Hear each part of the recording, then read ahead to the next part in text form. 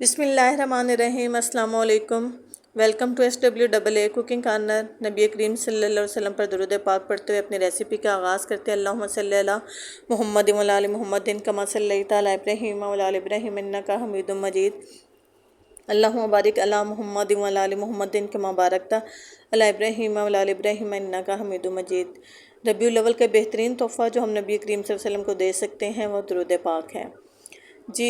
Noodles खट्टे मीठे sauce salty and tasty noodles. ये रेसिपी स्पेशल उन लोगों के लिए जिनको नूडल्स या स्पैगेटी बहुत पसंद है। सिर्फ पसंद नहीं है बल्कि वो इसको सॉर यानी खट्टा भी बनाना चाहते हैं और साथ स्पाइसी भी बनाना चाहते हैं।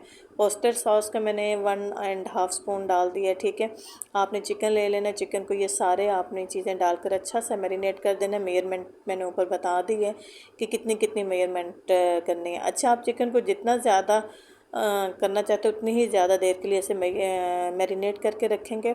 इसके बाद आपने इसको हल्का से ऑयल में फ्राई करना है। आपने बिल्कुल ऐसा नहीं करना कि ऑयल नुचड़ रहा हो। आपने हल्का सा ऑयल लेना है और इसको अच्छा सा फ्राई कर लेना है।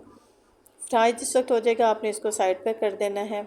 अब आपने लाइट सॉस इसके अंदर डाल देनी है। इसके साथ ही डार्क सोया सॉस इसके अंदर डाल देनी है। ये आपने हाफ स्पून ही लेनी है। ऑयस्टर सॉस आपने इसके अंदर डाल देनी है। अच्छा, आप किसी भी कंपनी का यूज़ कर सकते हैं। मुझे मामास कंपनी अच्छी लगती है तो मैं वो यूज़ करती हूँ।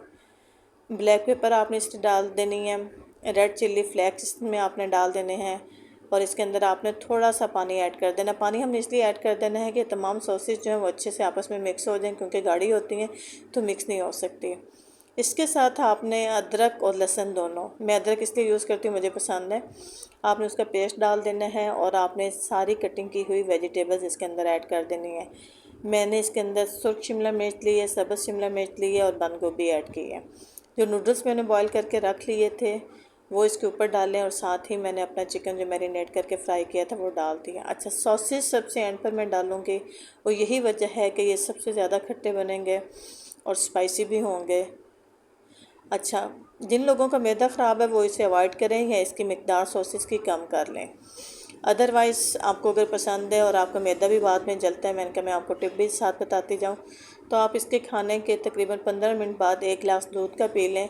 दूध ना तो बहुत गर्म होना चाहिए ना ही बहुत ठंडा होना चाहिए, तो आपका मैदा नहीं जलेगा।